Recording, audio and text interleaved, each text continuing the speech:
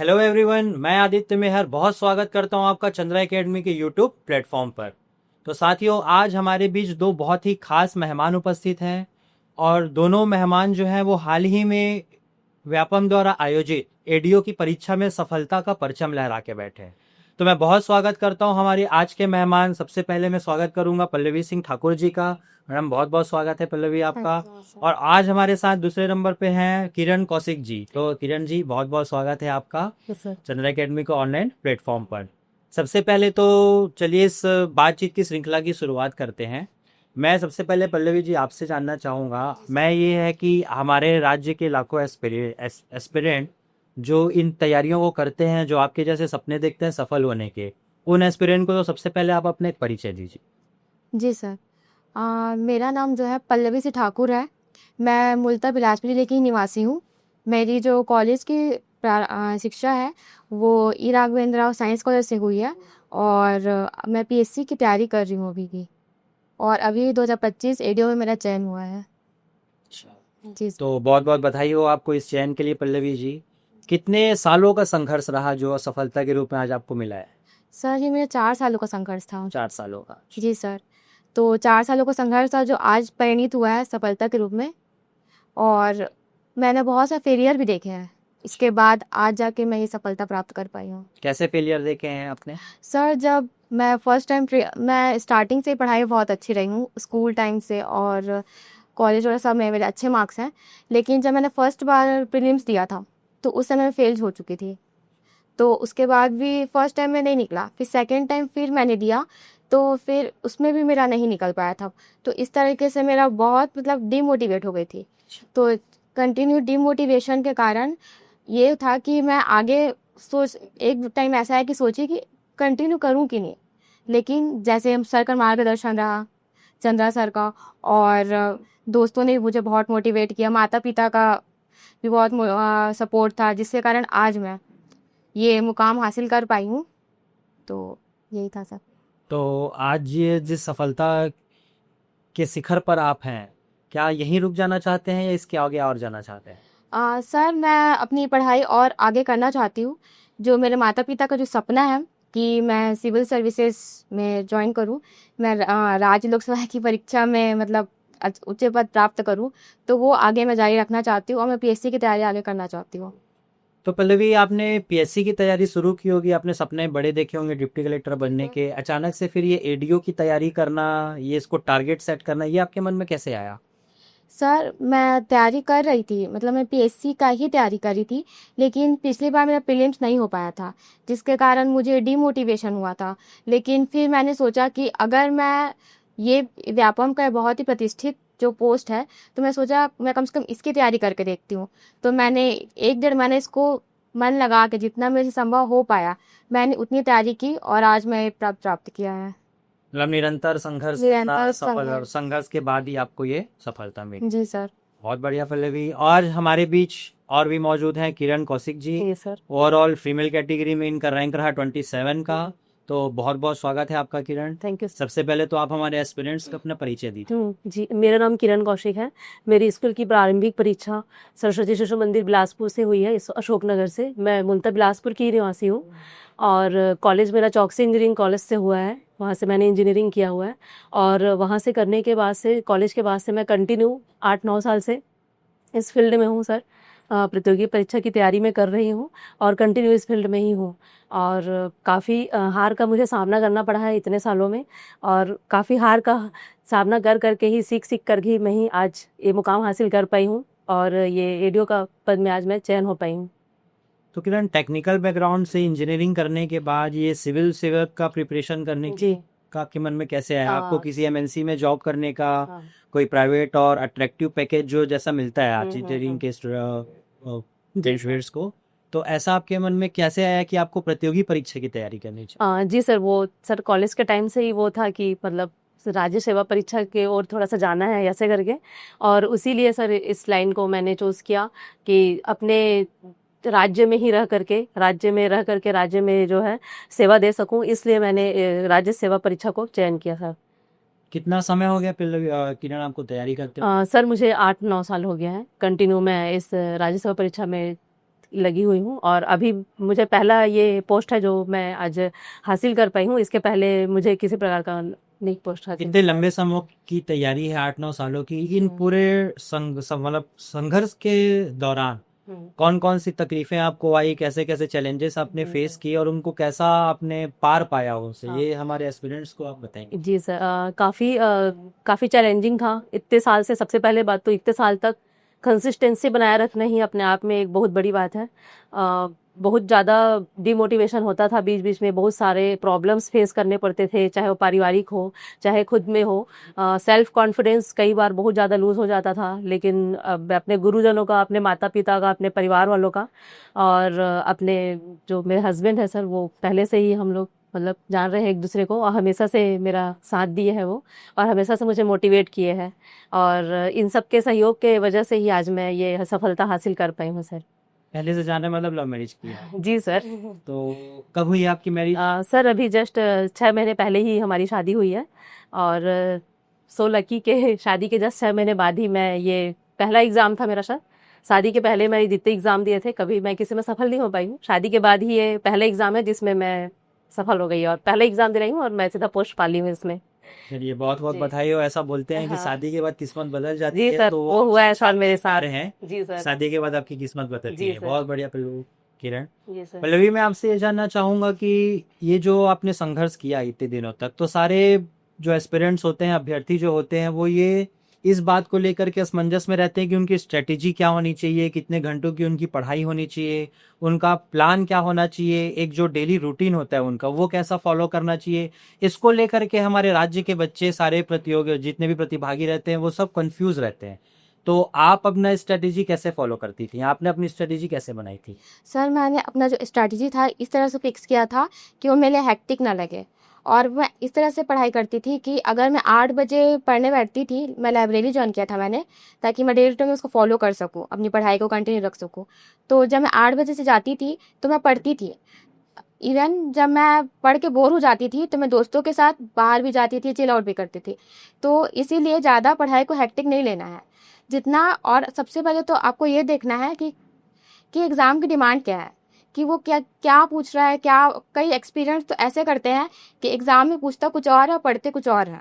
ऐसा नहीं करना है। पहले तो आपको ये जानना है, इसके लिए सबसे पहले तो जो प्रीवियस ईयर के क्वेश्चंस है, आप कोई भी एग्ज़ाम में बैठे हैं, पहले प्रीवियस ईयर के क्वेश्चंस उसको देखिए, समझिए कि वो कैसे आते हैं, क्वेश्चन कैसे पूछे जाते हैं। उसके बाद अपने एक स्ट्रैटेजी बनाइए कि मुझे ये पोर्शन को कंप्लीट करना है, क्योंकि आप सब पोर्शन को एक साथ कंप्लीट नहीं कर सकते हैं। उसको छोटे छोटे टुकड़ों में बांटिए कि आज मुझे ये सब्जेक्ट पढ़ना है, कल मैं इतना पढ़ूंगी, ये करूंगी। तो मैंने हर चीज़ को एक टुकड़ों में बांट के पढ़ाई की है। तो इसी कारण वो मुझे हेक्टिक नहीं लगा और मैंने अपना पूरा सिलेबस कवर कर दिया। इवन जब मैं पीएससी की तैयारी कर रही थी तो भी मैंने उसे एकदम सीरियस होकर, मतलब एकदम उसको हेक्टिक बना के नहीं पढ़ा। उसको मैं छोटे छोटे टुकड़ा बांटती, नहीं आज का मेरा टारगेट ये है इस दिन का, तो मैं आज का इतना ही पढ़ूंगी। और उसको जब वो मेरा टारगेट कंप्लीट हो जाता था तो हाँ मुझे लगता कि हाँ, और अगर वो टारगेट नहीं कंप्लीट होता पाता था किसी वजह से, तो वो मैं अगले दिन के लिए वो करती थी कि नहीं, मुझे जो आज में नहीं हुआ है वो अगले दिन भी मैं उसको कवर कर सकूँ। तो इसीलिए अगर आपको वो रखना है कंटिन्यूटी, तो आपको सबसे पहले पढ़ाई को हेक्टिक नहीं लेना, बल्कि उसे इंजॉय करते हुए करना है कि आप हाँ, कि ये मेरे हेक्टिक नहीं है, बल्कि ये मुझे वो रास्ता, मुझे वो पद दिलाएगा जो मैं हमेशा से चाहती हूँ। इसके अलावा मेरे माता पिता का भी मेरे माता पिता का भी सपना था जो मुझे हमेशा प्रेरित करता रहता था। तो और इसके अलावा ये भी था कि जब मैं उठती थी तो सबसे पहले डेली रूटीन ही ये था कि मैं ना फ़ोन देखती थी ना कुछ करती थी। तो ज़्यादा सोशल मीडिया से डिस्टेंसिंग रखना भी ज़्यादा वो था मेरे लिए बेनिफिशियल, जिससे कारण आज मैं यहाँ पहुँच पाई हूँ।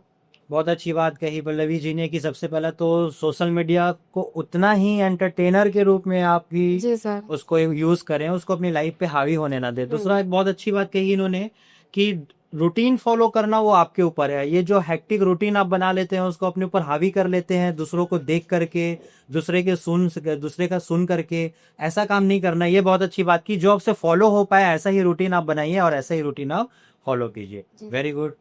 किरण जी, मैं देखता हूँ कि खासकर राज्य में जितनी भी फीमेल कैटेगरी के जितने भी एस्पिरेंट्स हैं, जितनी भी लड़कियां हैं जो इस तैयारी को करना चाह रही हैं, वो सामाजिक पारिवारिक बहुत सारे दबाव झेलते हुए, एक तो उनके पास अपॉर्चुनिटी कम होती है, जी घर से उनको मौका जो है वो कम मिलता है कंपेयर देन बॉयज, कि लड़कों की तुलना में लड़कियों को कम मौके मिलेंगे, उनके पास बहुत संघर्ष करके उनको पढ़ाई का क्षेत्र चूज करना पड़ता है। जी सर। तो चूंकि आप एक महिला हैं और आपने भी ये सब चीजों को फेस किया होगा, जी सर। तो हमारे राज्य की जो महिला एस्पिरेंट्स हैं जो इन संघर्षों के साथ इस तैयारियों को कर रही हैं, उनके लिए कोई आप अच्छा मैसेज देना चाहेंगे? जी सर, मैं सभी लड़कियों से एक बोलना चाहूँगी कि अपनी पढ़ाई किसी भी स्थिति में आपको गिव अप नहीं करना है। किसी भी स्थिति में नहीं, मतलब किसी भी स्थिति में नहीं। आपका शिक्षा ही सबसे बड़ा हथियार है। आप शिक्षा के बल पे आप वहाँ पहुँच सकते हैं जहाँ आपका सपना पूरा हो सकता है। आप शादी हो जाती है आपकी, आप किसी भी किस्म के परिस्थिति में है, परेशानी में है, वो परेशानी आएगी जाएगी। दिन है तो रात होगा, रात है तो दिन होगा। पर ये जो शिक्षा है वही आपकी एक सीढ़ी है जिस पे आप चढ़ करके अपने सपनों को साकार कर सकते हैं। तो आपको अपनी पढ़ाई बिल्कुल नहीं छोड़नी है। लड़कियों के लिए बहुत ही कठिन होता है पढ़ाई निरंतर रखना, क्योंकि शुरू में तो जब हम पढ़ाई स्टार्ट करते हैं सर, ग्रेजुएशन के बाद जैसे पढ़ाई खासकर प्रतियोगी परीक्षा में जब तैयारी स्टार्ट करते हैं, तो आज कंपटीशन का दौर इतना है कि हम जो है पॉइंट पॉइंट के लिए चूक जाते हैं कई कई बार। तो एकदम करीब से जो है हमारा सिलेक्शन नहीं हो पाता है, तो उस टाइम जो डीमोटिवेशन होता है, और चूंकि हमारा जो समय है वो धीरे धीरे बढ़ता जाता है, एज फैक्टर भी बहुत ज़्यादा मैटर करता है। तो उन सब चीज़ों को हमको साइड करके, वो सब कौन दुनिया क्या बोल रहा है, बहुत लोग हैं, बहुत लोगों है, और बहुत लोग कई प्रकार की बातें करते हैं, तो वो सबको एक कान से सुन के दूसरे कान से निकाल करके अपने लक्ष्य को एकदम केंद्रित करके अपने लक्ष्य की ओर आगे बढ़ते जाना है। सबकी बातें सुनना और एक कान से सुन के दूसरे कान से निकाल देना है, तभी आप जो है अपने लक्ष्य को प्राप्त कर पाएंगे। और कंसिस्टेंसी किसी भी स्थिति में आपको बनाए रखना है। जितना हो सके आपको कंटिन्यू पढ़ाई करते ही रहना है, पढ़ाई छोड़ना नहीं है। क्योंकि अगर किसी भी कंडीशन में एक बार अगर पढ़ाई छूट गया तो उसको फिर से स्टार्ट करना बहुत ही ज़्यादा क्रिटिकल कंडीशन हो जाता है। वो बहुत मुश्किल है सर। मतलब अभी इवन हम लोग भी जैसे पढ़ रहे हैं, और किसी भी कारण से अगर कुछ दिन अगर गैप हो जाता है तो उसको फिर से रूटीन में लाना एक बहुत बड़ा टास्क हो जाता है खुद के लिए। तो अगर वो कई साल से अगर छूट गया या कुछ महीनों से छूट गया तो फिर वो और ज़्यादा हैप्टिक हो जाता है। तो रूटीन को बिल्कुल बिगाड़ने नहीं देना है, और किसी भी स्थिति में कंसिस्टेंसी अपने तरीके से बना के रखे रहना है। और प्रॉब्लम्स तो फेस होते ही है सर, प्रॉब्लम सबके में आते हैं, प्रॉब्लम कभी सबके में आते अपनी हैं। करना Yes, है, sir. कंटिन्यूटी में आपको प्रिपरेशन हाँ, रखना है, ये एकमात्र सफलता का मूल मंत्र मूल है। मंत्र है सर। और जहां तक मैं जानता हूँ, जितने भी सेलेक्टर्स आते हैं, जितने भी टॉपर्स आते हैं, जिनका सिलेक्शन हुआ है, जी सर। उन सब में कॉमन एक ही बात देखने को मिलती है कि आपको कभी गिव अप नहीं करना है, क्योंकि उन्होंने कभी गिव अप नहीं किया। हाँ जी। इस वजह से भले टाइम थोड़ा लगा हो, हाँ। लेकिन कभी ना कभी सफलता आपको मिलेगी। तो एस्पिरेंट्स, आपको भी मैं यही कहना चाहूंगा कि आप भी कभी गिव अप करने की मत सोचिए, आप भी कंटिन्यूटी में जी अपने सर। डिप्रेशन को बना के रखें। मैं खुद एक सबसे बड़ा एग्जांपल हूँ इस बात का कि कई बार मुझे हार मिला, फिर भी मैं कभी छोड़ी नहीं, पढ़ाई नहीं छोड़ी ना। तो बीच बीच से ब्रेक होता था हालांकि, लेकिन फिर कैसे भी करके मैं उसको फिर से अपना उसको कवर कर लेती थी, और उसी वजह से आज ये पोस्ट मुझे मिल गया है फाइनली। पल्लवी, आपको किस दौरान लगा कभी प्रिपरेशन के दौरान कि नहीं अब बस बहुत हो गया, अब पढ़ाई छोड़ देनी चाहिए, ये मेरे बस का नहीं है, या मुझे कुछ और प्लान बी ऑप्शन पे काम करना चाहिए, ऐसा कभी आपको लगा? जी सर, ये जब मैं 2023 का मैंने प्रीलिम्स क्रैक नहीं कर पाई थी, तब मुझे लगा था कि अब नहीं हो पाएगा, क्योंकि इतना मतलब इतना मेहनत उस समय किया गया था। उसके बाद भी अगर मेरा नहीं हो पा रहा है सिलेक्शन, तो फिर मेरा आगे भी हो ही नहीं सकता। लेकिन जब भी मैं अपने माता-पिता के बारे में विचार करती थी या उनको देखती थी, तो ऐसा लगता था कि मैं जब माता-पिता को इतना विश्वास है, मेरे दोस्तों को इतना विश्वास है, तो फिर मैं क्यों नहीं कर सकती। उसके बाद फिर चंद्रा सर भी थे, उनसे भी बात होता था, तो वो भी मतलब मोटिवेट करते थे। तो कोचिंग का भी मार्गदर्शन रहा है, साथ ही माता-पिता और जो मेरे फ्रेंड्स थे, उन लोगों ने बहुत सपोर्ट किया है। तो उनके मार्गदर्शन से फिर मैं फिर से मोटिवेट हुई और फिर आज यहाँ पहुँच पाई हूँ। तो आज आप इस सफलता के जिस सीढ़ी पर हैं, इस सफलता का श्रेय आप किसको देना चाहेंगे? सर, इस सफलता का श्रेय सबसे पहले तो अपने माता-पिता को और जितने भी गुरुजन हैं, चंद्रा अकेडमी परिवार और चंद्रा सर, और स्पेशली मेरे जो फ्रेंड्स सर्कल है, मेरे फ्रेंड हैं जो मुझे मोटिवेट किए हैं, मैं उनको ये श्रेय देना चाहूँगी। और साथ ही साथ मैं ये भी बोलना चाहती हूँ कि अगर दूसरे लोग आपको डिमोटिवेट कर रहे हैं, तो आप उन पर ध्यान ना दीजिए। जो आपको मोटिवेट कर रहे हैं, आप उन पर ध्यान दीजिए, क्योंकि वही है जो आपको सबसे अच्छा चाह रहे हैं, और आप उन्हीं को फोकस करते हुए अपनी पढ़ाई जारी रखिए। That's very good. Kiran ji, yes sir. जैसे कि अभी आप न्यूली मैरिड भी हैं और अभी अभी आपने सक्सेस भी पाया है, जी सर। तो ऐसा होता है कि अब एक जिम्मेदारियां आ गई हैं शादी होने के बाद, या एक सक्सेस जो चाहिए था, एक लाइवलीहुड के लिए, जीवन को चलाने के लिए गवर्नमेंट जॉब मिल गया है, तो क्या आप यहीं रुक जाएंगी या आगे बढ़ने का कोई आपको विचार है? नहीं सर, अभी ये जंग जारी है सर। अभी ये बस एक पड़ाव है। हाँ, ये बस एक पड़ाव है सर। आगे अभी और प्रीलिम्स की तैयारी करनी है। पीएससी का जो लोक सेवा का जो जॉब है वो अचीव करना है सर। मेरे फादर का, मम्मी का, उन दोनों का सपना है कि मेरी बेटी अधिकारी बने। और अभी नाम में अधिकारी लग तो गया है, लेकिन जो और उच्च पद है जो पीएससी का, उस पे जाना है सर। और आगे अभी तैयारी भी और आगे जारी रहेगी और आगे उसको अचीव करना है।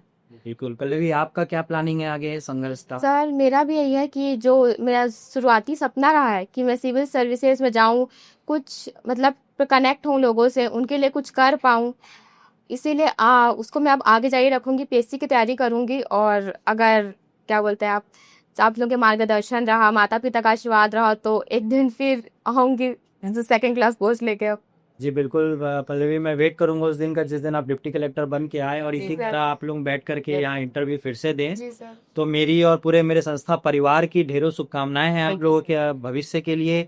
अग्रिम शुभकामनाएं हैं कि बहुत संघर्ष करें, वो संघर्ष के बाद जो ये सफलता मिली है, ये सफलता की निरंतरता ऐसे ही आप दोनों की बनी रहे। बहुत बहुत धन्यवाद है आपका यहाँ आने के लिए, अपना कीमती समय देने के लिए और हमारे एस्पिरेंट्स को अपना अनुभव साझा करने की। उम्मीद है अभ्यर्थियों की इनकी सफलता की कहानियों से आप भी प्रेरित होंगे और कौन सी स्ट्रेटेजी आपको अपनानी चाहिए, कैसे अपने सेल्फ मोटिवेशन को बना के रखना है, और भले ही टाइम लगे लेकिन सफलता एक न एक दिन जरूर मिलेगी। इसके साक्षात उदाहरण आज हमारे बीच में बैठे हुए हैं। तो बहुत बहुत धन्यवाद करता हूं मैं पुनः आप दोनों का, और इसी के साथ ही आप सबको बहुत बहुत धन्यवाद। जय हिंद, जय छत्तीसगढ़।